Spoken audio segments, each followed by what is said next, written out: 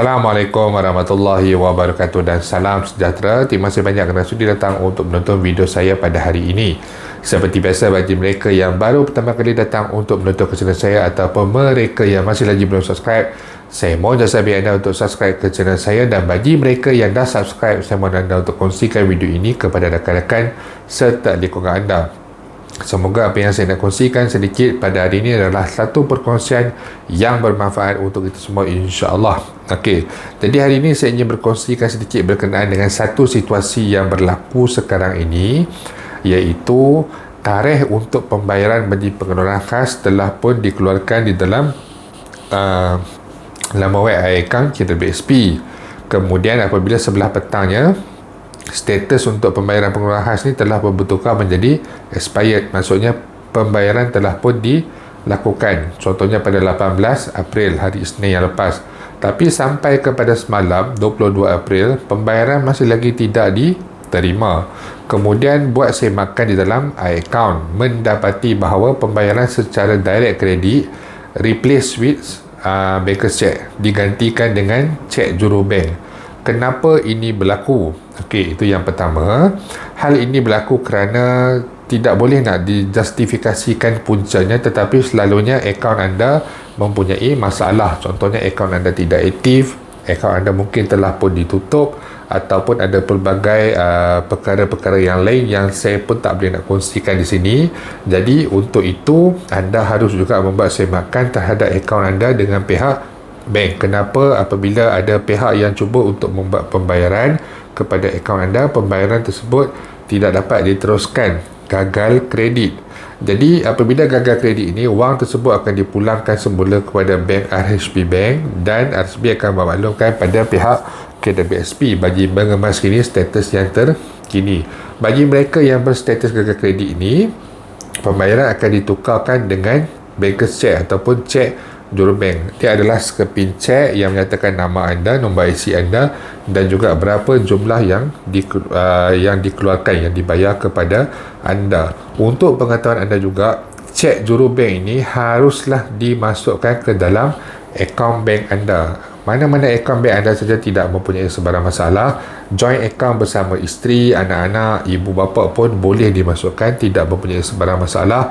Dan proses untuk pembayaran itu diterima oleh kita mengambil masa selama secepatnya dalam tempoh dua hari bekerja. Jadi kalau kata kita masuk hari Isnin, hari Rabu duit itu dah boleh pakai jika tidak ada sebarang masalah. Okey, jadi dia tak sama macam PO. Ini yang ketiga. Payment order ni adalah arahan pembayaran. Arahan pembayaran ni dia adalah unik bagi setiap bank. Jika RHB mengeluarkan satu PO kepada penerima pengeluaran khas, dan PO tersebut dipost atau kepada cawangan ataupun dipost terus kepada penerima tadi, penerima tadi boleh terus kepada cawangan RHB Bank untuk membuat penebusan tunai. Kalau kata PO kita tu bernilai RM10,000, kita akan dapat keluarkan RM10,000 secara tunai terus. Tetapi bagi banker's check ini, kita akan memperolehi cek. Cek ini akan dipost sama ada ke rumah kita ataupun kepada cawangan KWSP yang terdekat. Anda perlu membuat semakan dari semasa ke semasa dengan KWSP ibu pejabat. Dan kemudian apabila anda memperolehi cek tu anda tak boleh bawa kepada RHB Bank untuk mengambil tunai. Dia perlu dimasukkan ke dalam akaun bank anda. Saya ada 3 akaun bank. Tak mahu sebutlah bank mana. Okey, jadi katalah bank saya gagal kredit. Jadi saya pergi kepada bank kedua. Contohnya saya ada bank Islam. Jadi saya masukkan cek itu ke dalam bank Islam. Dalam tempoh 2 hari bekerja, saya akan dapat menggunakan wang tersebut.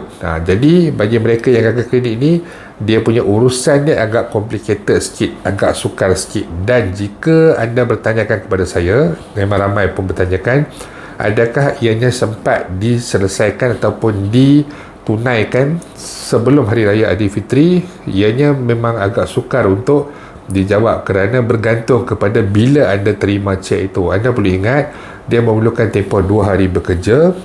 Maksudnya anda perlu memasukkan cek itu selewat-lewatnya pada hari Rabu minggu hadapan bagi membolehkan anda mendapat bayaran pada hari Jumaat. Kalau anda masuk pada hari Khamis, memang kalau ikutkan perkiraannya memang anda tidak akan mendapat bayaran.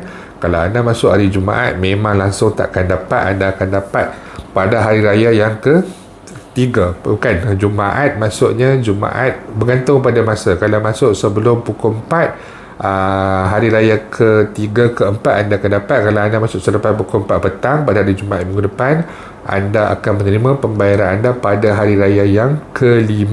Macam tu, 2 hari bekerja. Ingat, kalau dapat cek, bila dapat banker check, jangan tunggu untuk masuk selepas pukul 4 petang. Kerana selepas masuk pukul 4 petang, cek itu akan diproses pada esok pagi. Esoknya tu baru dikira hari yang pertama. Jadi masuk juga bila dapat hari ni, pagi-pagi dah dapat, pukul 3 dah dapat, terus keluar daripada rumah, terus keluar daripada pejabat ke apa, minta izin majikan dan sebagainya untuk bank in check tersebut. Pastikan cek tersebut dimasukkan sebelum pukul 4 petang. Apabila pegawai bank datang kepada mesin cek tersebut, mengeluarkan cek, mereka melakukan pemprosesan cek itu akan dikira hari ini akan dikira dalam tempoh 1 hari. Tapi apabila dia masuk selepas mereka dah clearkan mesin cek tu, katalah mereka clear mesin cek tu pada pukul 4 sampai 4 suku sebagai contoh, anda masuk 4.30. Esok adalah hari yang pertama. Itu pun kalau esok tu bekerja. Kalau esok tu hari Sabtu atau hari Ahad, anda masuk hari ni hari Jumaat pukul 4.30 petang sebagai contoh, hari Rabu depan baru anda boleh menggunakan wang tersebut.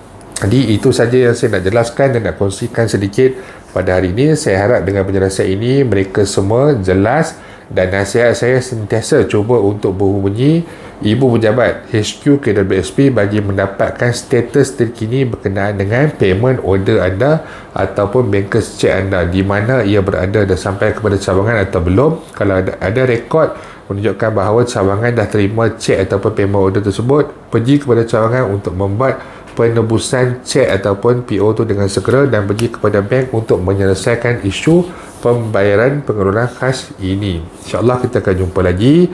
Jangan lupa untuk share, jangan lupa untuk subscribe. Assalamualaikum warahmatullahi wabarakatuh.